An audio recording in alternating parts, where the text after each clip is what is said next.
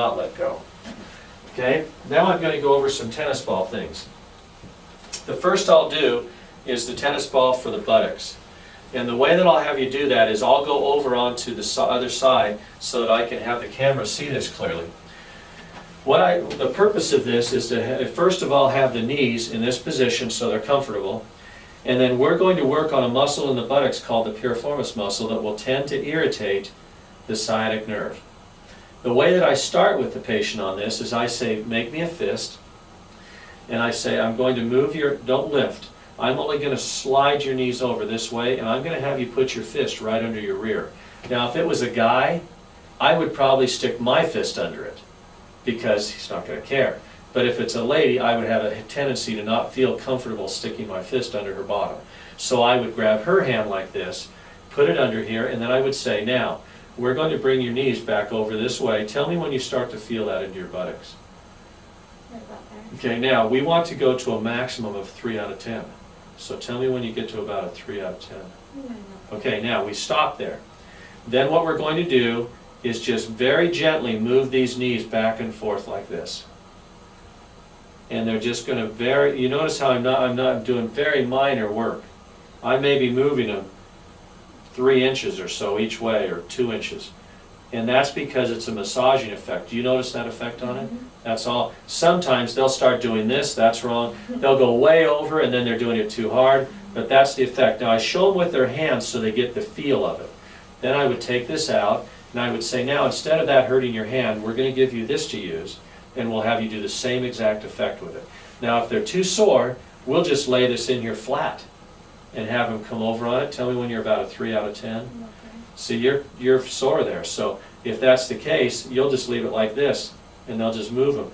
When they get to a point that it's not bothering them much like this, then what you would do is take it, put your hand down here, and you just let it rest. Grab that like this, and just let it sit there, and you can come back on it. You can see it could be death. Okay? But it's not hard on your hand. You're just holding it propped up there. Now, if you did that right off, it would be terrible. You'd just be so bruised and sore. But those are the different positions. So if they get on somebody else, I'm going to move it out here so it won't have much effect on you. If I did this and you'd say, well, that's not even doing anything, and it was way under there, then you'd go, well, you know what, we've got to turn it up. That's how you know when to turn it up. Now, the key is, when they do the tennis ball, is you don't want it on the bone or on the tailbone. You want it on the meat of the rear. Okay? So make sure you emphasize that. If they get it up here, they're going to hurt themselves. They'll be worse. If they get it way under their tailbone, they're going to be worse. They want it on the meat of their rear where their pocket is. Okay? So how many times they do it? I have them work a spot until it starts to let up. You know, if you had a knot in a muscle and you rubbed it, it would kind of finally start to loosen up. That's how long you work it. When that's done, then you go back, move the ball some, and go to a new one. And it usually takes about 10 minutes to work the surface of, you know, where the buttocks is like that. Okay? All right. Now, if you stand up over here for a second, we're going to go over a standing one, and then I'll go to the neck ones. Okay, the one against the wall for the thoracic spine, the key on it is that they need to relax their shoulders and arms to have this be effective. And so what I tell them to do is at home, they should take a sock and put this down and jam this down into the toe end of the sock sideways so they can always put it there. Some people, you would be flexible enough you could reach it here. I wouldn't be able to get it to that part of my back. And so they would take the sock, hang it over their back, and position it. Now what we'll do is put it in the center part of the back, which I'll have you turn around so they can see this. It's just going to straddle the spine right between the shoulder blades. Okay, now turn back around. What we'll do is have you lean against that to keep it in position. And then make your feet comfortable if you want them that position, or spread apart, whichever you want. And you'll notice a couple of things. One is, if you move your hips away from the wall, it puts more pressure on it. If you move your hips toward the wall, does it take pressure off it? A little bit. Which adds to it? Going towards. Okay, depends on the position. That's an important point too. Watch. If I do this, now lean back. If I do this, now move your hips out. Do you see how that takes some pressure away? If you bring your rear toward the wall, do you see how that adds pressure? Now watch when we go up high. Now bring your hips toward the wall. See how it takes pressure away? Mhm. Now move them away. Do you see how you're going to be leaning more into it? Mhm. Now the key is though, you're moving out so far, but if you went to a little bit out right there, do you see how that adds pressure?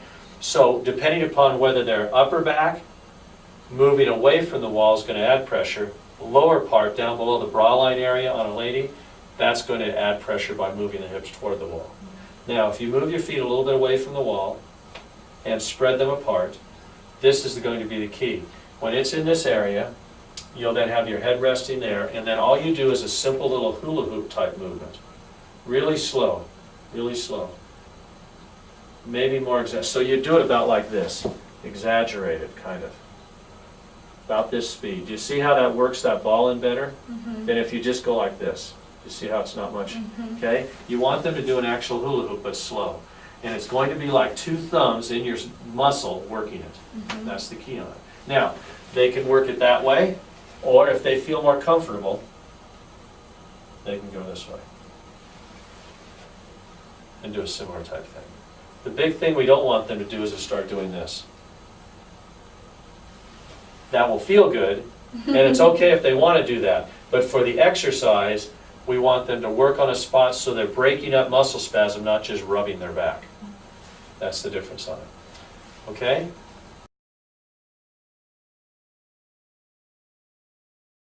Okay, I'm going to kneel down for this one because I want to make sure that you see that. Oops, you'll have to turn it this way. There we go. Okay, you can stay sitting up for just a second. Okay, when we do this exercise, we'll take the towel, have it folded like this, and what we're going to do is to roll it up. The reason we'll roll this up is because it's going to be the support for the neck, and it's going to decide where the ball moves. So at first, we're going to show how to do the tennis ball trap ridge area. Because we're doing the traps, which are the low portion of the neck, I'm going to have the open end of the towel toward that muscle group we're going to work. So we're going to work the traps, so this is going to be toward the lower neck. We'll put this ball in here, and we're going to have her lay back, and I'm going to put the circle of the towel, raise up just a little bit, the circle of the towel under her neck, like that. Now lay your head back, so that she's actually curved over the neck and allowing herself to be relaxed in that position.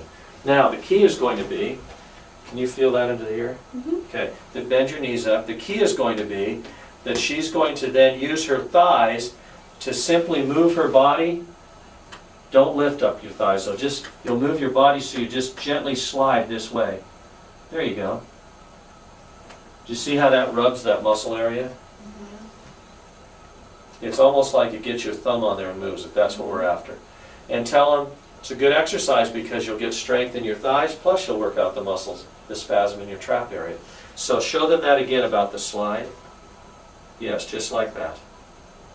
Now, if they want, they can even go lower.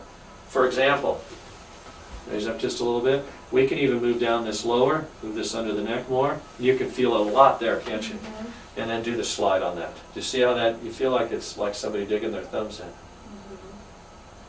Okay? All right, now, we're going to do the upper neck.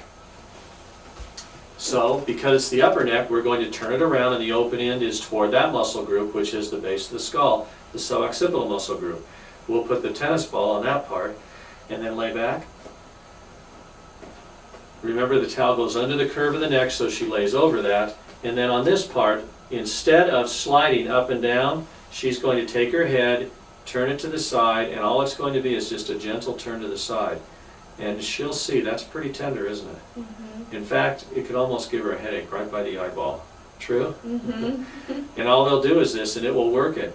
And sometimes they may even be so sore there that they may have to take this tennis ball, and they may have, okay, now lay back, they may have to put it inside a wrap of towel.